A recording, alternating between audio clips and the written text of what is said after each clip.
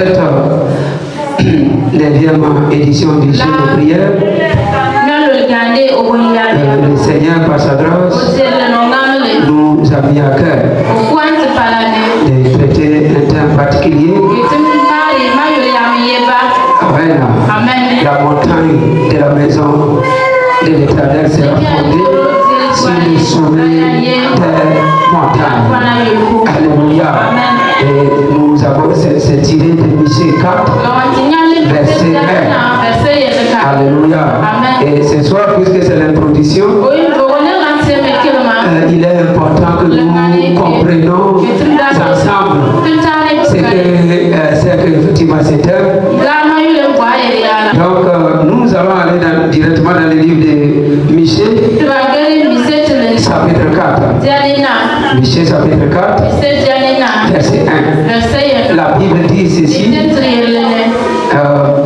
Il dit, il arrivera dans la suite des temps que la montagne de la maison de l'Éternel sera fondée sur le sommet des montagnes, qu'elle s'élèvera par-dessus les collines et les peuples y afflueront. Amen. Alléluia. Il dit, il arrivera. C'est un verset prophétique, c'est un verset messianique. Tout ce qui est écrit, dit à ton voisin, c'est écrit pour s'accomplir. Alléluia. Amen. Et quand Michée disait ces paroles, pour un rappel historique, au temps de Michée, le peuple était plongé dans l'idolâtrie, dans l'injustice sociale, dans la corruption, ainsi que effectivement certaines pratiques religieuses. Ils s'étaient détournés des principes, des lois que l'Éternel les avait données. Mais aussi au temps de Michée, le peuple était sous menace des Assyriens et aussi des Babyloniens. Et Dieu a parlé par Michée pour les dire qu'un temps arrive. Dis à ton voisin, un temps arrive. Et c'est déjà arrivé. Alléluia. Où la montagne de la maison de l'Éternel sera fondée sur le sommet des montagnes. Alléluia. En l'état, ils comprenaient ça. Parce que quand on parlait de la montagne de la maison de l'Éternel, ça représentait le mot Sion. Alléluia. Où était bâtie la maison de l'Éternel? À Jérusalem. Et Michée est en train de le dire qu'il reviendra dans la suite des temps où Jérusalem va devenir le centre spirituel mondial. Là, toutes les nations viendront. Alléluia. Il dit que la montagne de la maison de l'Éternel sera élevée au-dessus des montagnes. Les montagnes ici représentent quoi? Ça représentait les nations et leurs cultes, les nations et leurs dieux. Et c'était les différentes montagnes. Mais la Bible dit les peuples viendront. Quand Michée disait cela, avant les Babyloniens venaient, les Assyriens venaient, mais pour conquérir, pour prendre possession, pour les priver et puis les opprimer. Mais Michée dit de la part de l'Éternel qu'il viendra à la suite des temps où les nations vont venir. Cette fois-ci, pas pour les opprimer, mais ils viendront adorer. Oh, dis à ton voisin adorer. Il reconnaîtra que l'Éternel c'est le Dieu et ils se rendront cette fois-ci pour la paix. Ils viendront pour chercher l'Éternel. Alléluia. C'est un message d'espérance. Ah, ce message, il les exhortait. Il les donnait d'espérance. Mais aussi, il faut comprendre que ce verset, c'est pas ça que nous avons. C'est aussi un message messianique. Et en Jésus-Christ, contenant le Messie, en Jésus-Christ, en Jésus-Christ, cette message d'espérance a trouvé son accomplissement spirituel. Alléluia. Pour nous qui sommes maintenant en Christ, la montagne de la maison de l'Éternel n'est plus un lieu géographique comme Sion qui est à Jérusalem. Non. Mais c'est devenu maintenant le royaume de Dieu. Dis à ton voisin le royaume de Dieu. Donc, Michel est en train de dire, pour nous qui sommes là aujourd'hui, que le royaume de Dieu s'élèvera au-dessus de tout royaume. Alléluia. Le royaume de Christ s'élèvera au-dessus de tout royaume humain. Il dit, et les nations viendront. L'Église deviendra le lieu où toutes les nations peuvent venir pour raconter Dieu, pour recevoir sa parole et pour recevoir sa paix. Il dit, la montagne de la maison de l'Éternel sera élevée au-dessus de toutes les montagnes et les nations. Si à ton voisin, ils vont venir. Alléluia. Ce verset aussi, c'est un passage qui concerne le futur. Ça part du règne de Christ. Alléluia. Dans Apocalypse 21, Jean a dit, et j'ai vu la nouvelle Jérusalem qui est descendue. Alléluia. À la montagne de Sion, le Sion spirituel. Donc, ce passage aussi, ça concerne le futur. Ça part du règne de Christ. En ce temps, toutes les nations viendront adorer Dieu dans la nouvelle Jérusalem. Alléluia. Durant ces 22 jours, nous prierons pour la consécration de nos vies.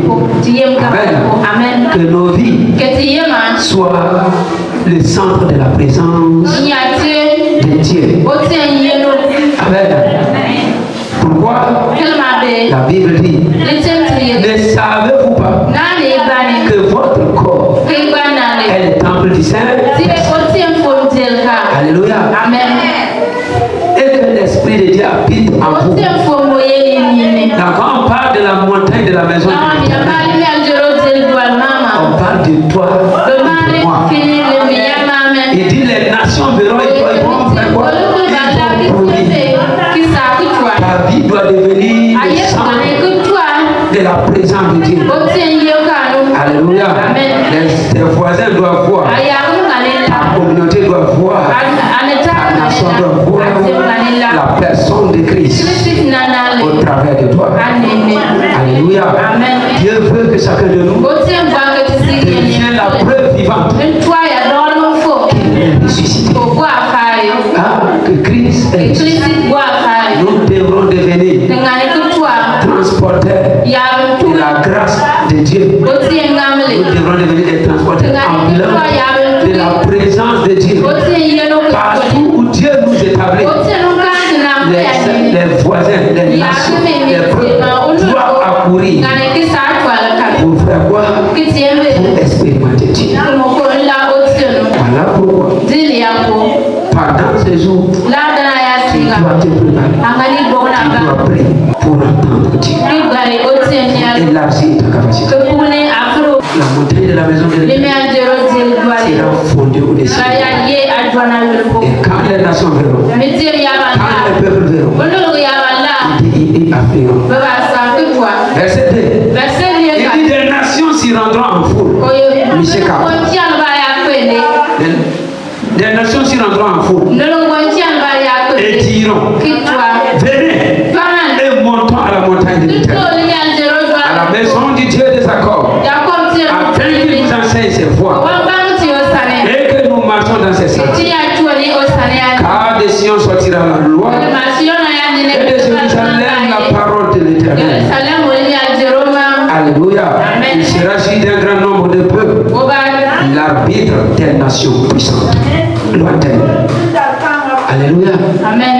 ce que Dieu veut pour l'église.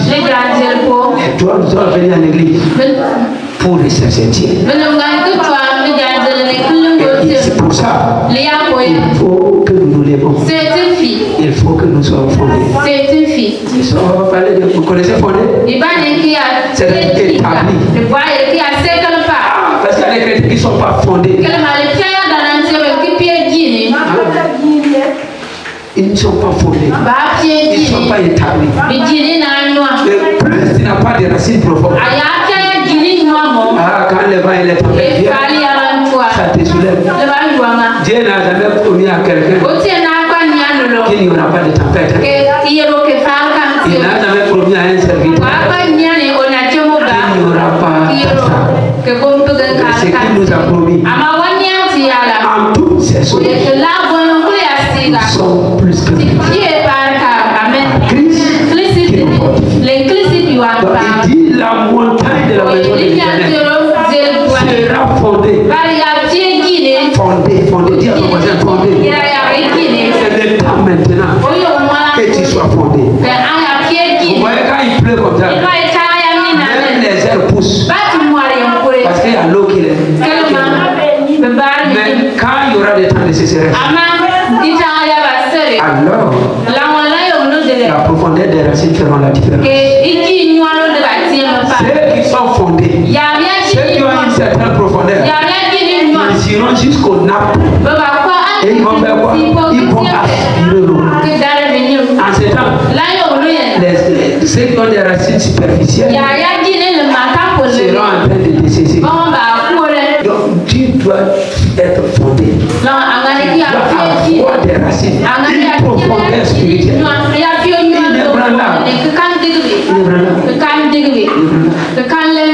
Elle dit quoi?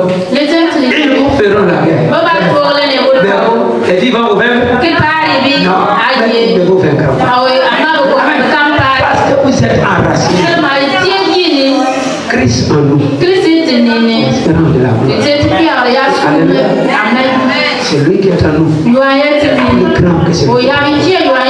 Voilà pourquoi tu dois pousser des racines. Tu dois avoir une certaine profondeur dans le Seigneur. Dans le Seigneur. Alléluia. Pour porter du fruit. Et que les fruits demeurent, il faut que tu sois enraciné. Il viendra où la maison sera fondée, enracinée. Et quand nous sommes enracinés, nous portons du fruit. C'est pas une histoire de prière de requête. Une fois que tu portes du fruit, non, et que ton fruit demeure, quoi que tu demandes, au nom du Seigneur Jésus-Christ, au Père.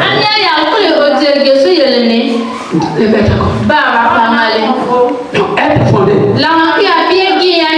c'est pour que tu portes du fruit. Alléluia. Donc, prends tes dispositions.